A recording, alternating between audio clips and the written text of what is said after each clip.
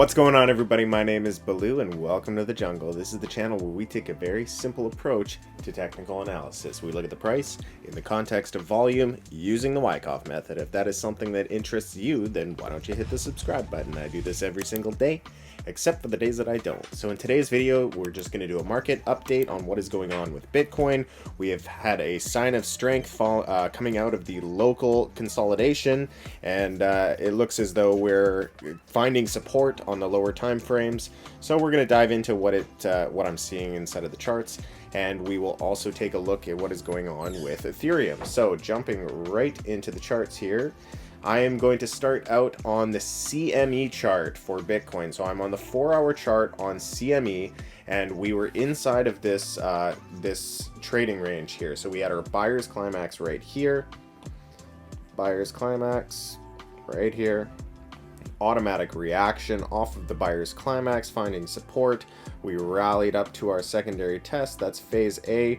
Then we got a second test in phase B right here. We have our spring gapped up on the CME chart. That's a very bullish sign when the price opens up with a gap there.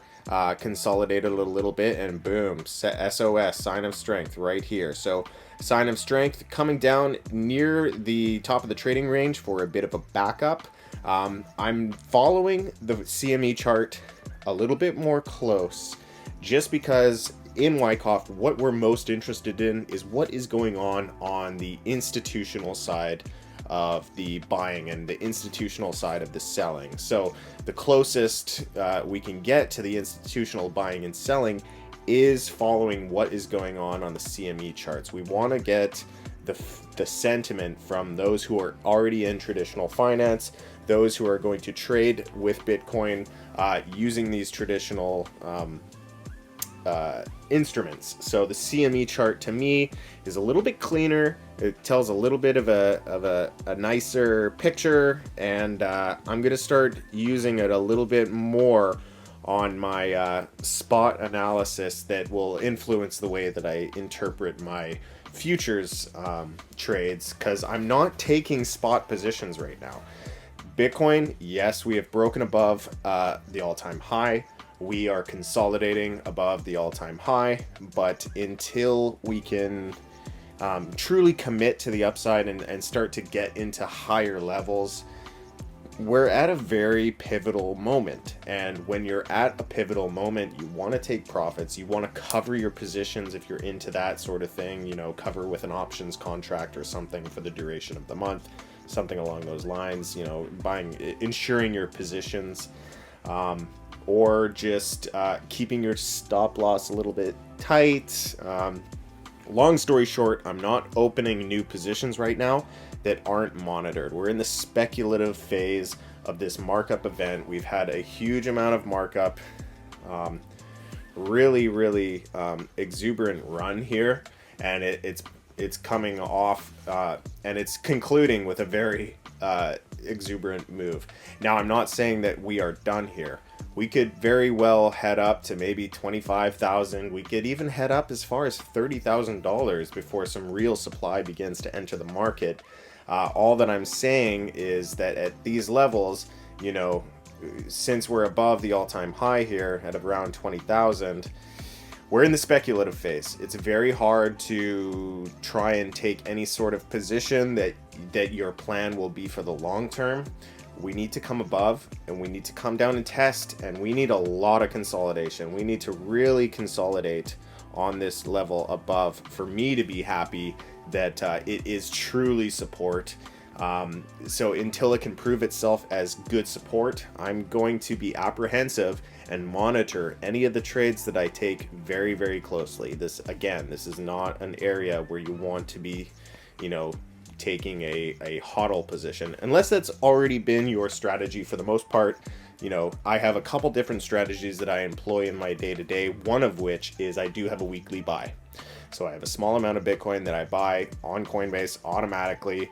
Yeah, I pay fees, blah, blah, blah, but it's a small amount, and it's purchased weekly, and it goes onto the ledger from that point. So That is a different strategy. If you are doing some sort of dollar cost averaging DCA strategy, then keep on keeping on. You know, you're gonna follow that strategy probably to the market peak.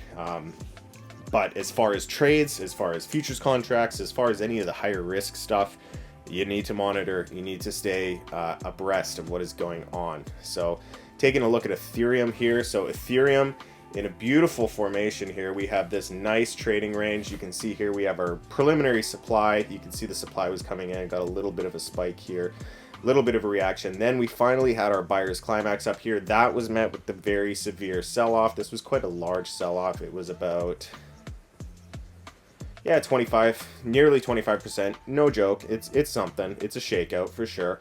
Automatic reaction. We did come up to our secondary test that indicates phase A, and the price spread is decreasing while the volume spread is decreasing. This is good. This is a very classic characteristic of reaccumulation.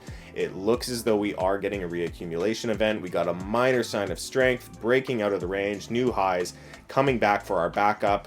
What we need to see is we need to see this hold these levels, and we could be heading up to, you know, potentially $800 before we start to see some of that psychological resistance come in. So we're in the speculative phase. When you're in the speculative phase, you need to make sure that you're, especially blue sky breakouts. We're not a blue sky breakout with Ethereum, but we are in Bitcoin.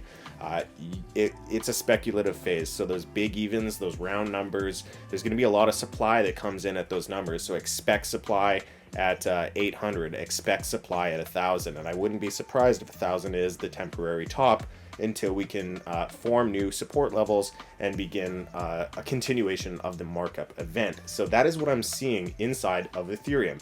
If this style of analysis intrigues you, if this is a style that you really want to try and learn, as you notice, I don't use indicators. I simply apply a trading range and I interpret the price in the context of volume to ascertain if it's a strong consolidation with a likelihood of a continuation to the upside, or if this consolidation is the asset meeting resistance, battling with supply and going through a distribution event where the institutional players are selling their shares, transitioning from strong hands to weak hands, and leaving the weak investor holding the bags. So Wyckoff method, fantastic method, indicator free. You don't get contradictory information. Here I'm on the 4-hour. Go over to the daily. The information's the same. It's just the resolution changes. So go down to the 45-minute. You know, all the information is the same. I'm just looking at the structure of the price, and I'm looking at the context of the volume, and I'm trying to interpret where the strength is. So if you are interested in learning that, there is a link in the description down below. Please join the Discord community. We are a growing community. We have a lot of fantastic traders inside of that community. Come in, say hi, share charts, ask questions, and we're more than happy to help assist in your trading journey. That is all the time I have for today. If you enjoyed the content, please leave it a like. Don't forget to subscribe. And if there are any coins that you would like me to take a look at, leave them in the comments section down below. And until next time, please trade safe. It is a jungle out there. Peace.